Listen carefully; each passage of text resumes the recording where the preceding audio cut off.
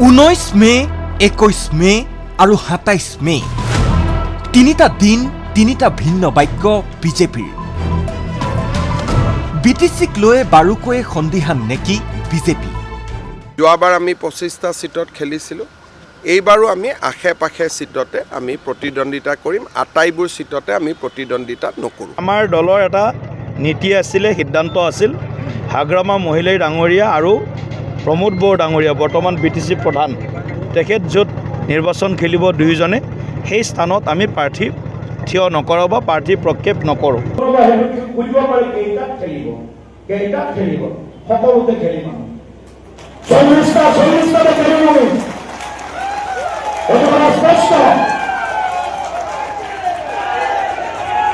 আৰু মই 40টা লগত ওদালগুৰিৰ 10টাতো কোনো ধৰণৰ কম্প্ৰমাইজে নহয়। ওদালগুৰিৰ 10টাৰ ভিতৰত 10টা খেলিম, ইয়াত কোনো কম্প্ৰমাইজ নহয়। আৰু সেইকাৰণে আৰু ওদালগুৰিৰ 10টা নহয়, পাৰিলে তামোলপুৰৰ 6টাতো কম্প্ৰমাইজ নকৰোঁ। তামোলপুৰৰ 6টা এই সফলতাত আমাৰ শক্তি আছে, সামৰ্থ্য আছে, আমাৰ কাৰ্যকৰ্তা আছে, সমৰ্থক আছে। ছেপ্টেম্বৰত অনুষ্ঠিত হ'ব বিটিচি নিৰ্বাচন। শাসনত থকা বিজেপি UPPLৰ সমান্তৰালকৈ আগ্ৰাসীৰ ৰূপত নৱ শৰণীয়াৰ GSPৰে মিত্ৰতা কৰি আগবাঢ়িছে হাগ্ৰামা মহিলাৰীৰ BPF। এই সময়খিনিত BPFে যিদৰে GSPৰে মিত্ৰতা কৰি নিৰ্বাচনটোত অৱতীৰ্ণ হ'বলৈ আগবাঢ়িছে, তাৰ বিপৰীতে মিত্ৰদল UPPLক একাষৰীয়া কৰি অকলেই শক্তি পৰীক্ষাৰ যুঁজত নামিবলৈ ওলাইছে ভাৰতীয় জনতা পাৰ্টি। আৰু অকলে নিৰ্বাচন খেলিবলৈ ওলোৱা বিজেপিয়ে এদিন যদি কৈছে 25টা সমষ্টিৰ কথা, এদিন কৈছে 40ৰ কথা। অৱশ্যে এনে দ্বিধাবোধৰ আঁৰত হয়তো 5 জিলাৰ 40 সমষ্টিক লৈ প্ৰস্তুত কৰা প্ৰতিবেদন। ঠিকেই, BTRৰ 5 জিলাৰ 40টা পৰিষদীয় সমষ্টিত দলটোৱে নিযুক্তি দিয়া 5 মন্ত্ৰী ৰঞ্জিত দাস, অশোক সিংহল, জয়ন্ত মল্ল বৰুৱা, পীযুষ হাজৰিকা, কৌশিক ৰায়ৰ পৰা প্ৰতিবেদন পালেহে সিদ্ধান্ত ল'ব দলটোৱে। 27 মেত ওদালগুৰিত বিজেপিৰ ৰাজ্যিক সভাপতি দিলীপ শইকীয়াই সংগঠনৰ স্বাৰ্থত, কাৰ্যকৰ্তাক উদ্বুদ্ধ কৰাৰ স্বাৰ্থত 40 পৰিষদীয় সমষ্টিত প্ৰাৰ্থী দিয়াৰ ঘোষণা কৰাৰ পাছত 28 মেত পুনৰ মুখ্যমন্ত্ৰীয়ে ক'লে প্ৰতিবেদনৰ ভিত্তিতহে সিদ্ধান্ত ল'ব কিমানত দিব প্ৰাৰ্থী। লগতে মুখ্যমন্ত্ৰীয়ে এইটোও ক'লে বাকী সমষ্টিত সহায় কৰিব পাৰে UPPLক। BTCৰ ইলেকশ্যন আমি অকলে খেলিম, কিন্তু আমি বড়ো জাতিসত্তাৰ যিটো আত্মনিয়ন্ত্ৰণৰ অধিকাৰ তাক আমি সন্মান কৰোঁ। সেইকাৰণে আমাৰ যিমান শক্তি সিমান শক্তিমতে আমি প্ৰতিদ্বন্দ্বিতা কৰিম আৰু প্ৰমোদ বড়োৰ প্ৰতি আমাৰ শুভকামনা থাকিব।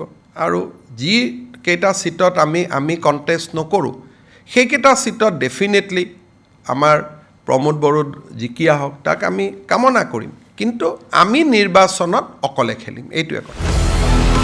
একে সুৰতে মন্ত্ৰী ৰঞ্জিত কুমাৰ দাসেও ক'লে 3 জুনত হ'ব সিদ্ধান্ত।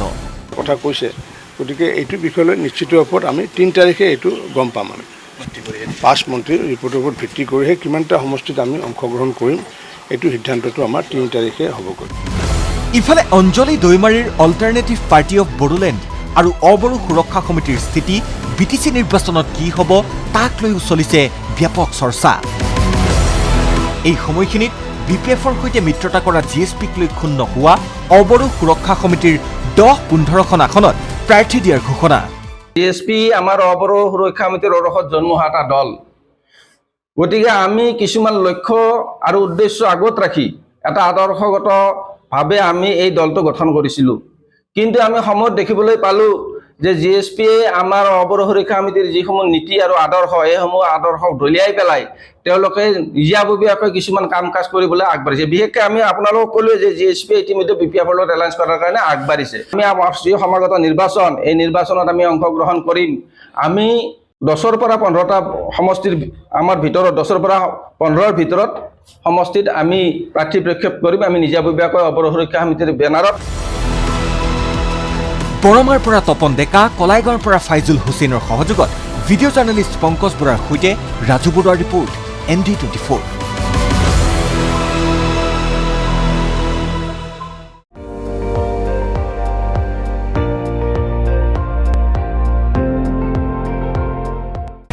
আপুনি চাই আছে ND24 সৰ্বশ্ৰেষ্ঠ নহয় সৰ্বোত্তমৰ দৌৰ